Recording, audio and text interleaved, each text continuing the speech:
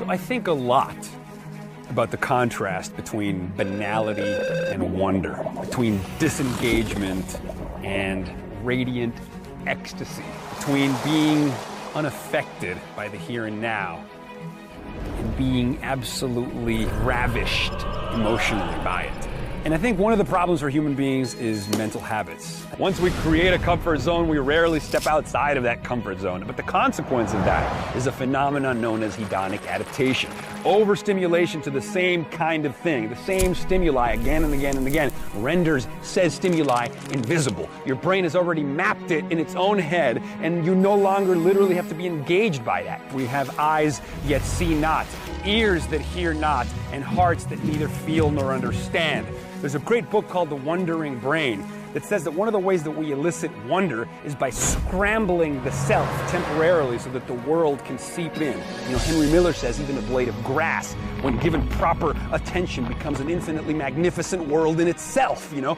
Darwin said attention, if sudden and close, graduates into surprise, and this into astonishment, and this into stupefied amazement. That's what rapture is. That's what illumination is. That's what that sort of infinite comprehending awe that human beings love so much. And so how do we do that? How do we mess with our perceptual apparatus in order to have the kind of emotional and aesthetic experience from life that we render most meaningful? Because we all know those moments are there. Those are the moments that would make final cut. Only in these moments we experience afresh the hardly bearable ecstasy of direct energy exploding on our nerve endings. This is the rhapsodic, ecstatic bursting forth of awe that expands our perceptual parameters beyond all previous limits, and we literally have to reconfigure our mental models of the world in order to assimilate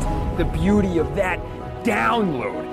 That is what it means to be inspired. The Greek root of the term means to breathe in, to take it in.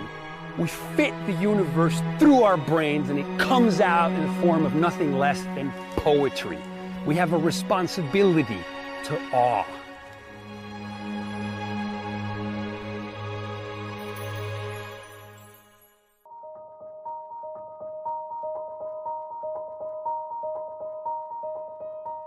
So I remember reading Alain de Botton's book, The Art of Travel, and I was extremely struck by the power of this book to make the suggestion, to remind us rather, that wherever we go, you know, whenever we head to that elsewhere, to that anywhere but here, we often find that we have to bring ourselves along for the ride. We look at the brochure and we dream about who we'll become when we go to that place. You know, we dream about that beach, we dream about that sunset, we dream of who we might become in that moment.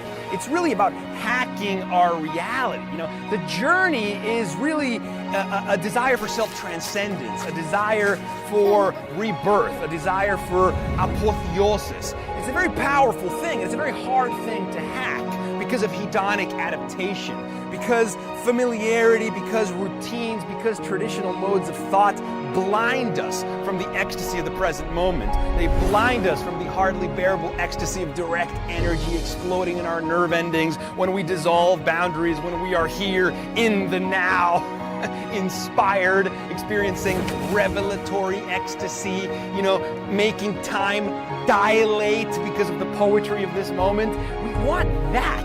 We seek that illumination, that catharsis, you know, that moment of letting go, of losing ourselves, of finding ourselves, you know, of being inspired, of being moved to tears by this exquisite italicization of the moment. And yet it's so hard. And so what do? Well, we create mantras and we create itineraries and we do drugs and so on and so forth, but it's elusive.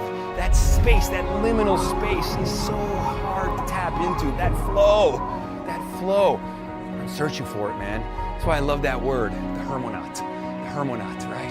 Hermeneutics, the search for meaning. Astronaut, you know why that is? The hermonaut, it's us. We're the travelers in search of signification.